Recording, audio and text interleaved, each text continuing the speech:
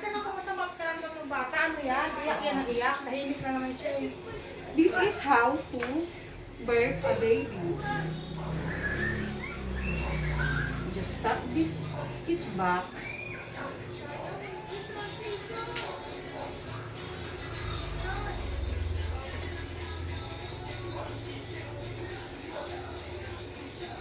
And he birthed already.